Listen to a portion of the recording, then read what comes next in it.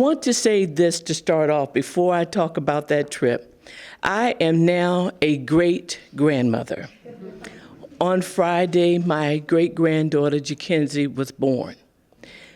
And I can't wait to whisper in her ear that she is an Angolan American, and to begin to tell her the stories of her connections to Angola. I can't wait for those moments. And so to tell the story that started with me going to Angola in 2019 is not the beginning of our family story. It began in 1619 with Isabel and Anthony being brought over here among the 20 and odd and surviving the atrocities that happened in Angola, surviving the Middle Passage, and surviving to come here and dare to dream and hope and survive and give birth to a son, William. They continued to tell from generation to generation their story that landed here, continued to land with us and through our family to tell the story of our ancestors, of our history. So 2019, for me to go to Angola as a returning descendant of Angolan descent, of course, was incredible.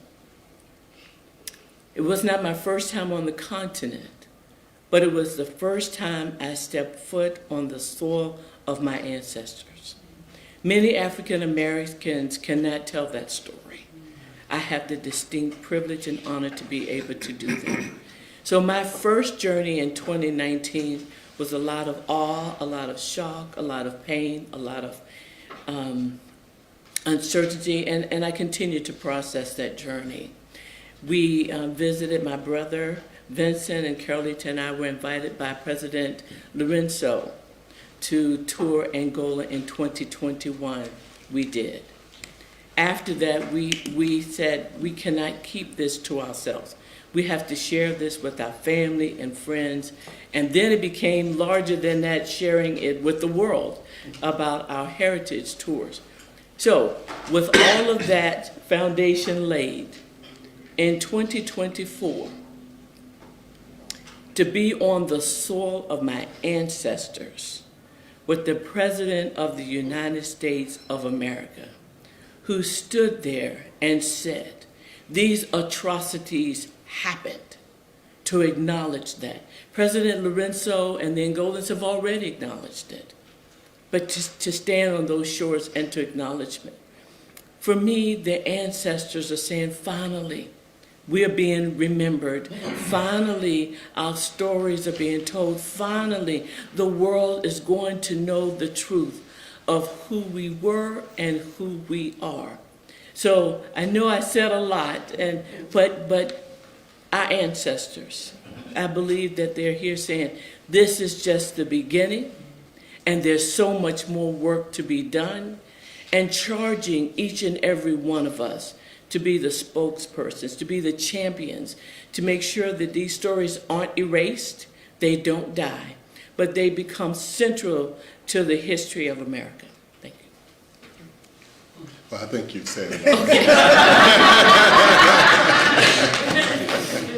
Sorry, bro.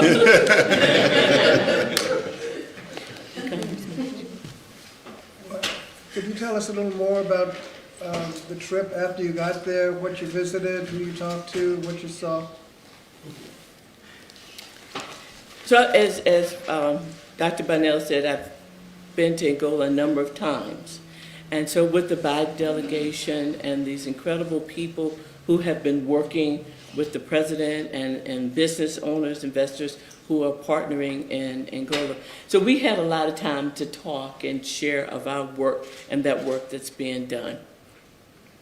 We visited the Anthropology Museum, and on the screen there's images of artifacts that are there that we toured and to learn the history. We took a walk down on the slave route, and which tells the stories, different stories in Angola about the slave trade. that happened in Angola, and the Angolans were the ones telling that story. And we had just a lot of opportunities to engage, and there was also a public forum with the delegation and Angolans that were selected to be a part of that conversation for this exchange, this incredible dialogue that happened between Americans and Angolans about the needs, the expectations, what's happening, and what's going to happen. So that was another incredible one. And of course, to top it off, was to be present as President Biden gave his speech to the world about the progress forward and the work that's being done. And who else was on the trip?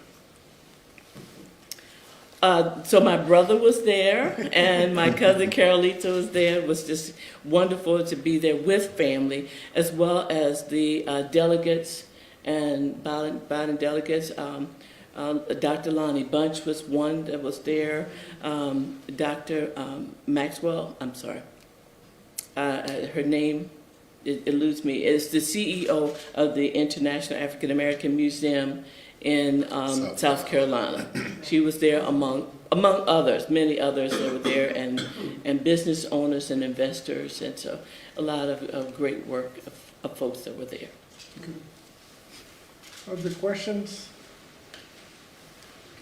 So I thought I'd ask, so why is it important to have this connection between Angola and the United States? Are there other aspects of it, perhaps Vincent, maybe from business, tourism, economic development?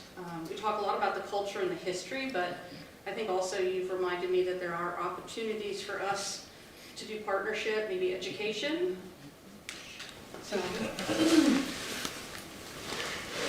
Yes, thank you. And that's a great question. It's important for the U.S. and Angola to strengthen ties for many reasons. Economically will probably be one of the main reasons, and also fair trade, imports and exports. There are lots of minerals and resources there in Angola. We have many American companies that are there as well. ExxonMobil, Chevron, just so many. Solar Sun, I think that's the name of the company. But also, those resources need to be protected. And so what partnering with the U.S. and Angola coming together, it's important that those resources are protected, that we can continue to work together, share resources together. And there's 12 to 14 million descendant Angolans here in America. So there's a direct connection here. And people need to know that, and that needs to be protected as well. Super. Did you want to add anything? I guess I don't have to pass this back and He's forth. not as long-winded as I am. Actually, I think you don't need that anymore, is what I'm told. You can just speak and this will pick you up. This is okay. Yes, ma'am. Okay, good. And in addition to what my brother has shared already, Angola and the U.S. share people and a history. So we can't forget those connections. We share a people and a history. And so we must continue to share those narratives of both. Super. So, question from the audience. Sir, you had a question? Maybe you could share with us your name or who you are and the nature of your question. My name is Oliver Spoke, and the nature of my question is about these castles.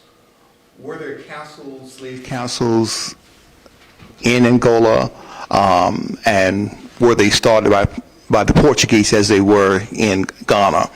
And if there were there any connections between the two, and did you have a chance to go to them? On this tour, we did not have an opportunity with the Biden delegation, but President Biden did tour the National Slavery Museum in Angola, which was initially a slave trade port, a part of on the Atlantic. And so we have visited there. We've also visited in the past Massanutten Fortress, and where there's an enormous amount of history there as well about the slave trade. And that is the place where we walk in the footsteps of our ancestors who walked that path from the slave market where they were traded, baptized, given new names, and then walked down under the fortress before being put on a ship and then head across the Atlantic. So we have those experiences, and through the years we've traveled to other ports in Angola and the Kwanzaa Norte area, as well as Bengala. I can't remember the name of it, but we have visited other slave trade ports, yes. All right, yes, ma'am. There's a question back here.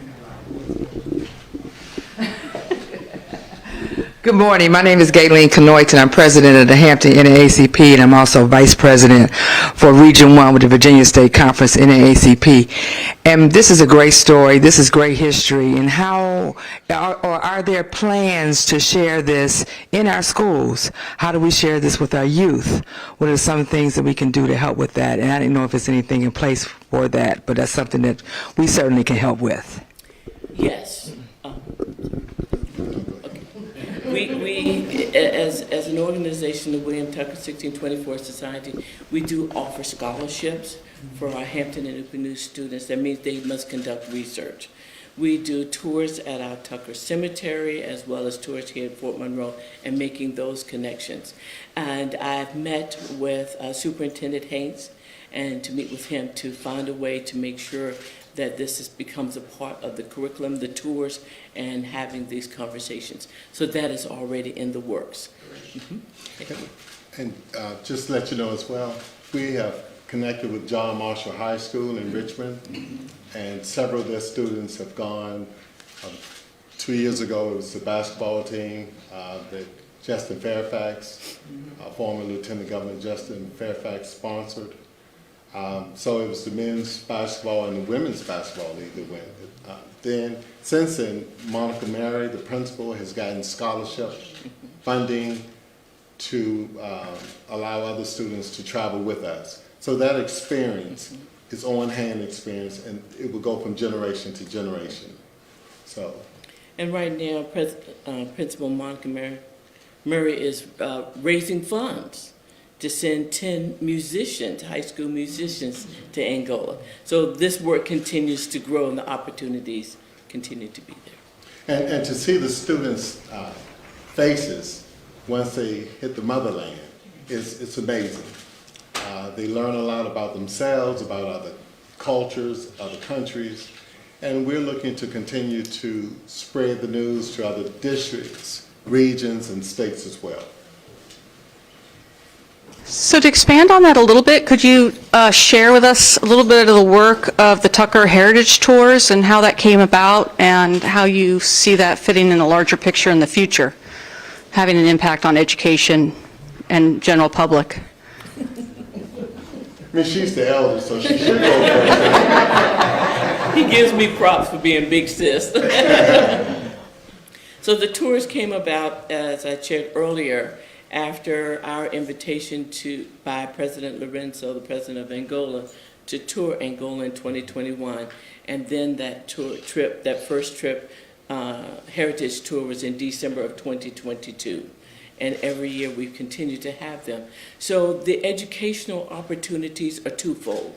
So all of those who take the tour with our family, they learn. On the Angolan side, they learn, because they were colonized for more than 400 years by the Portuguese. So they're a young country. They just received their liberation. I can't say received. They fought for their liberation, which they acquired and achieved in 1975. So this year they were celebrate 50 years of independence from the Portuguese.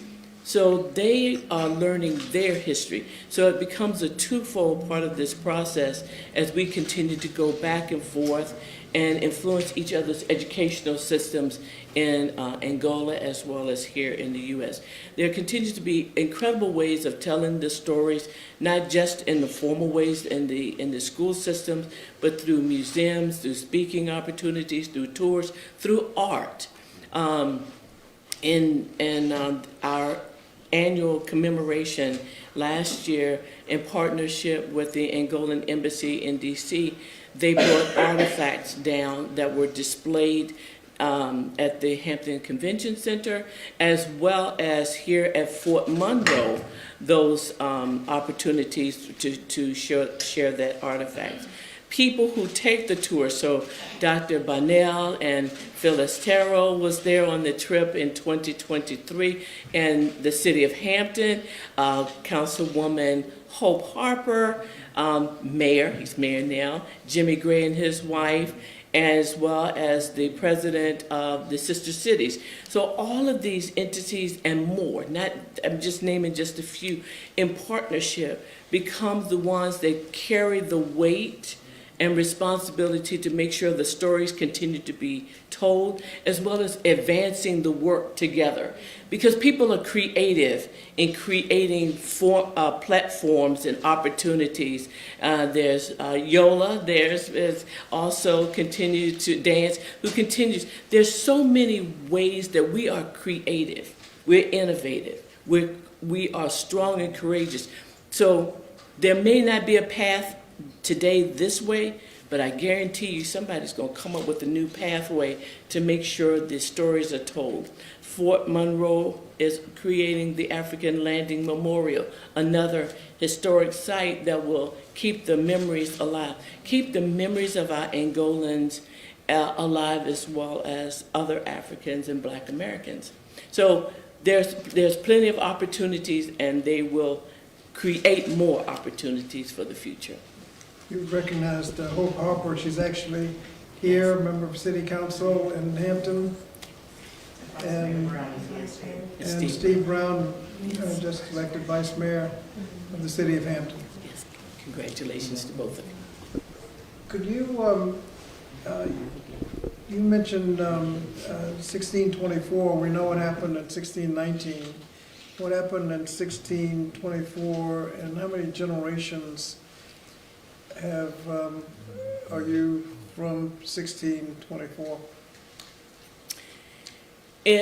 We document or know that in documentation in the 1624, 1625 census records that Isabel and Anthony gave birth to a son, William, who was the first Black child born, baptized, and documented. I have to be clear about that because there were other Angolan children that were born, at least another one that is documented, but their name was not documented, nor is it documented that their gender, name, or that they were baptized. So this begins a specific pathway. So I did count those generations once before, but I don't remember them today, the number of generations, but I believe it's about 20 generations or so. 20 times 20, 400. Where's my math teacher? Don't hold it against me. So as a follow-on question, the city of Hampton, and sometimes we get this question when we do programs and tours, created a sister city relationship with Melange, and many people traveled there. So can you tell us a little bit about the importance of that region, and then perhaps from the perspective of the city, perhaps why we all see that as an important connection for the future development of education, tourism, etc.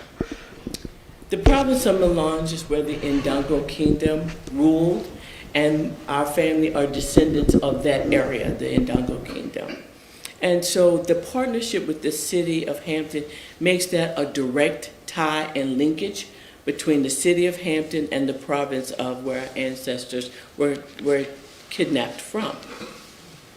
In partnership, the opportunity to share cultural exchanges, student exchanges, educational exchanges, business opportunities, as my brother Vincent has mentioned.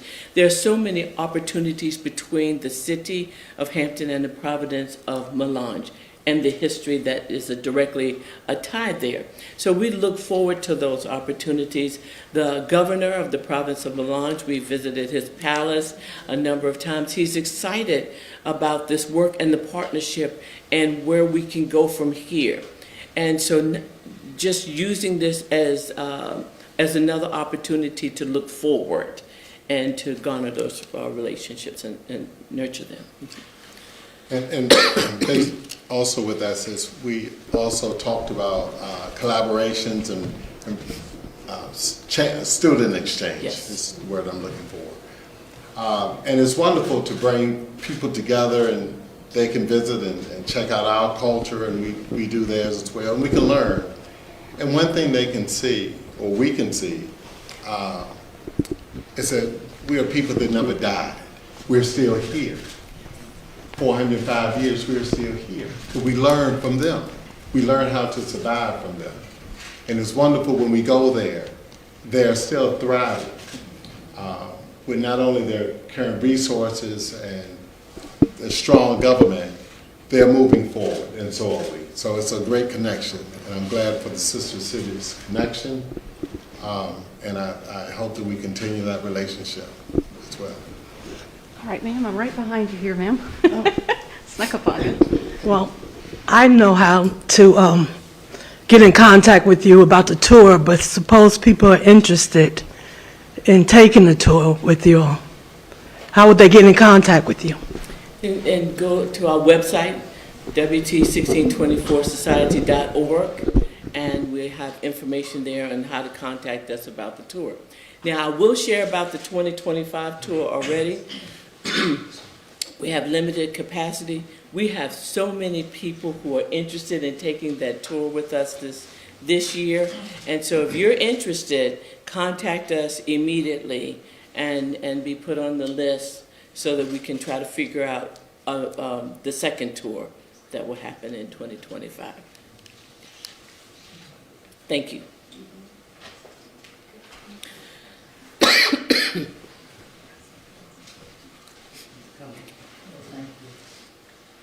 Good morning. My name is Billy Einstein. I was a member of the 1619 Commission for the City of Hampton, and I welcome the Tuckers here. We know that Anne and Isabella, however, were not enslaved. They were indentured. You Tuckers know this. And I wish that maybe our people who are even describing this meeting today would so note that. We in Virginia, and you're right to say these were first documented in English-speaking America, because there were Africans who were in Florida. But it's important, I think, that we know this, that slavery evolved in this colony of Virginia. These people who came here right out there were not enslaved. We don't know what happened to the others, but we know what happened to Anthony and Isabella. They stayed here, and they were successful. And they helped in 1624 build the second church here in Elizabeth City Parish, which is now on the grounds of Hampton University. And Anthony would have been a part of that as an indentured servant of Captain William Tucker, who was at that time the commander of the colony at Kecoughtan.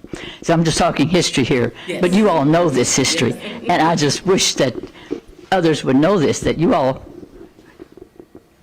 were not enslaved. Anthony and Isabella were not enslaved. Yes. Thank you. And if I can add to that record, if you don't mind. If I will just share a little bit more to that record, if you don't mind. When they were kidnapped in Angola, they were enslaved because they were bound on the slave ship and bound for Veracruz, Mexico. So they were initially enslaved at that point. Once they reached the shores in the English colony, they were not enslaved because the institution of slavery had not begun yet. But I would like to say that they did not have the choice to leave, to go home. I know. Yes, I want to finish this. The choices that they had, they were not enslaved at that point as slavery evolved. Legally, but they were also weren't free. So those distinctions, I understand how we have to get history correct, and so I appreciate your sharing about those historical concepts, and so we don't want to. There's so many more opportunities to have these conversations, to share the accuracy of history, but they weren't free to leave, to go back home, as far as we know in the records so far. No, go ahead, if you'd like to. She had her hand up. Thank you, Dr. Barnell, and thank you, everyone, and especially for this opportunity and it being a discussion. My name is Yola Dance, and I'm a friend of Fort Monroe. I am co-founder of Kinfolkology and an advisor to the Virginia 250, and I had the opportunity to join you all in 2022, and my research is very much so centered on the evolution of racial slavery in Virginia and this question of being unfree. In particular, I'm interested in the opportunities for healing and reconciliation, and your work has really been a gift. The work of the society and your willingness to include everyone, intergenerational, different disciplines from every walk of life, in actually experiencing Angola. And I'm eternally grateful for that. It's changed my scholarship. When it comes to the America 250 and the Virginia 250, I'm especially interested in how descendants would like to include everyone in an experience that helps us to think about freedom today. That long journey, freedom today, and what we hope for future generations. And I get inspiration from the Tucker family and other descendant organizations and initiatives across the country. And so I'm curious what you hope for as we commemorate this whole concept of liberty and freedom and equality. Like, what do you want to see over the next 2 years, but even beyond, as we continue to celebrate the making of America? I'm going to point to my brother this time. Thank you, Yola, for the question. I would like to see unity amongst all people. I would like to see and recognize indigenous people for being here first. So when we talk about first, they were already here. I would like cultures to be recognized and respected, and let's call it what it is and what it was, and move forward. I would like to see more collaborations with organizations throughout the country who are like-minded, looking for healing in many areas. I would like to see less fighting, more collaborating, bringing resources together, and bringing people together. Last year, I was invited to Angola to sit on the panel. It was I can't think of the event. Or what? Engineers? No, it was before the engineers. But it brought all the countries together on the continent. African Union Summit. Something like that. Yes. But it brought all the countries together of the continent. And they began to talk about unity. They began to talk about how can we share resources? How can we expand economic growth among ourselves? What can we do better? What issues are you having in your country that we're beginning to have in our country? And to be on that platform and to be in that space, tears just roll down my face because we talk about it. But it's very hard to bring everyone together to be on one accord. And so it can happen. This is something I would like to see, regardless of where you're from. We're together. And we must work together. And I'd like to add one little tidbit. Sorry, bro. Oh, no problem, my sister. For many more African Americans to conduct research, to learn more about their country of origin, and to be proud. To be proud. There's so much to be proud, to recognize the strength and courage, resiliency, and hope of our ancestors. We are here because they survived, because they found ways to do so. And those are the things that are in our DNA, and to honor that. Ma'am, you want to question? Good morning. So glad to see all of you.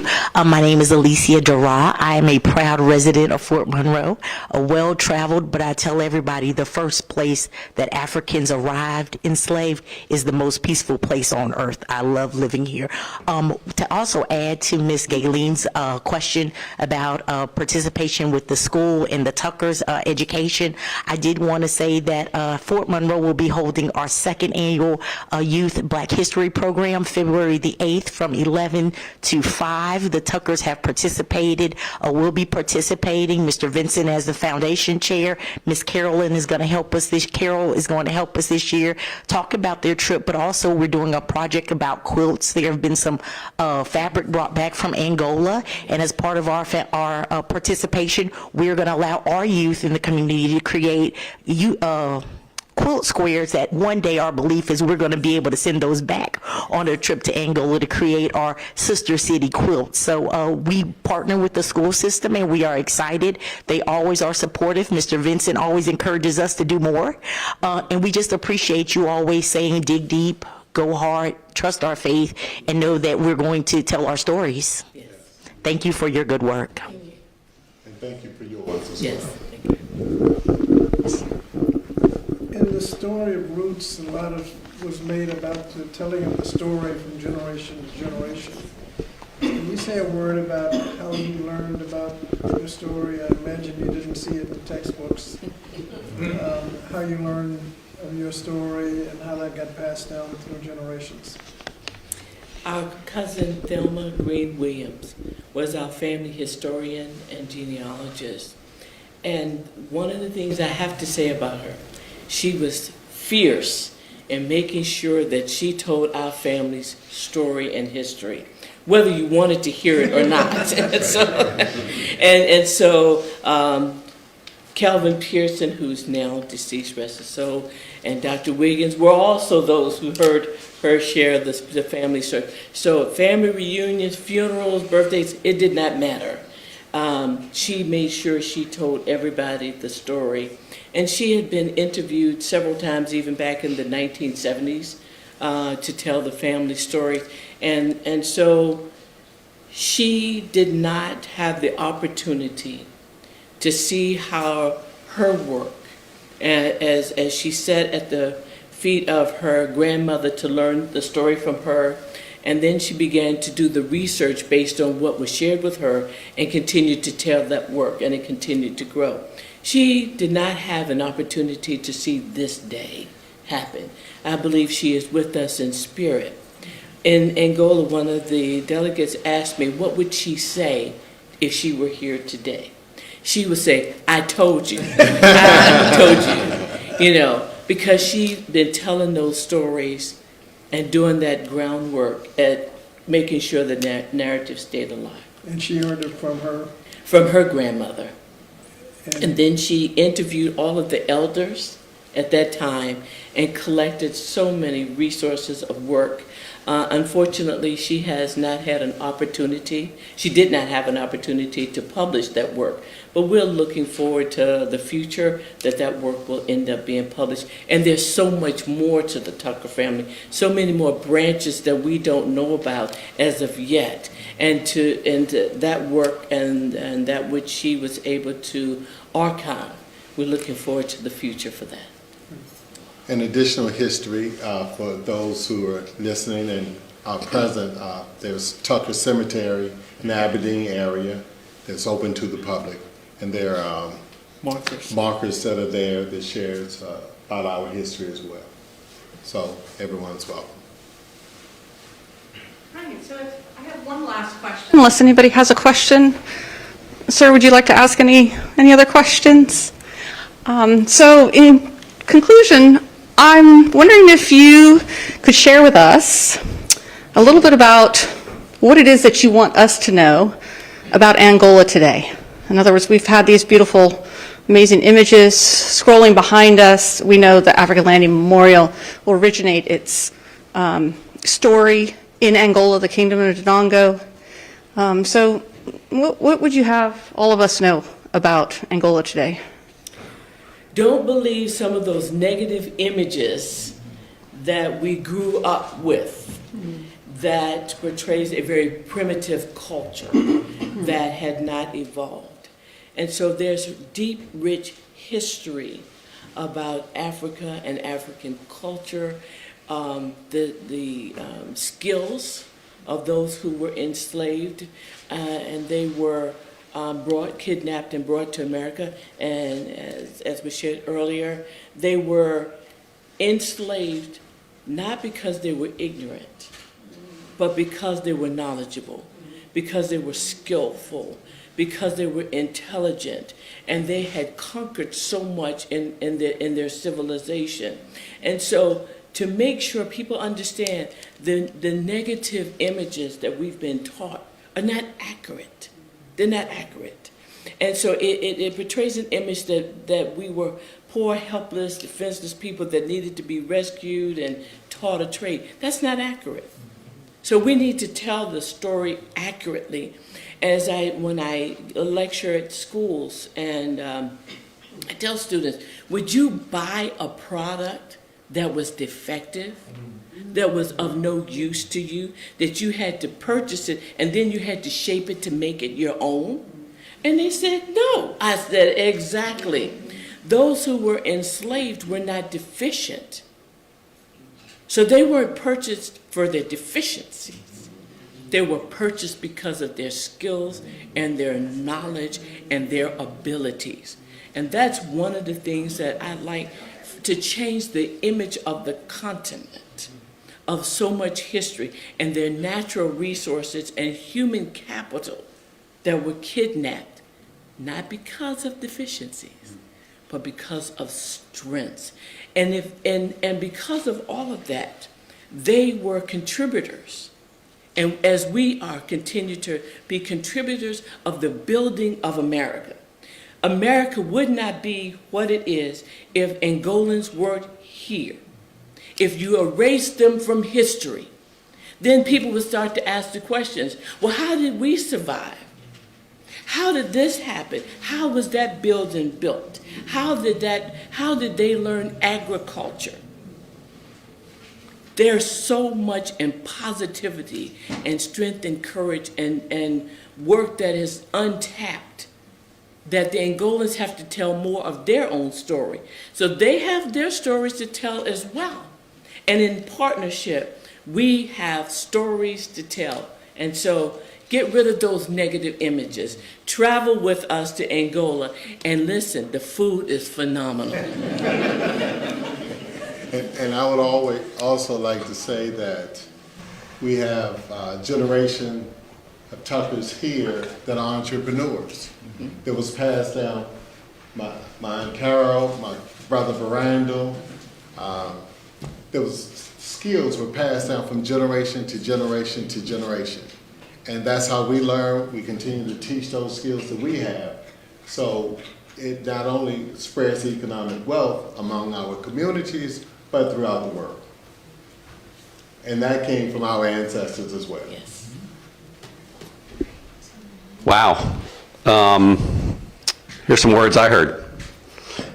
Textbook. This looks like a textbook. This looks like a better textbook than the stuff I had. Reconciliation starts with knowing your past, knowing your story, recognizing you're part of it. Leadership. A congressman who took time on a Monday morning where I'm sure there's a lot more things that got called upon to say, no, I want to highlight this. Thank you. That's big stuff. So thank you for sharing the story. Congressman, thank you for making time and pulling us together. we're going to close this out with a reception where the conversation will begin in the back. And I want to say on behalf of, I'm sure, everyone else here, thank you all for taking us to church this morning. This is the way we should start on Monday morning. Thank you. We have beverages and food in the back for you. Appreciate everyone's time.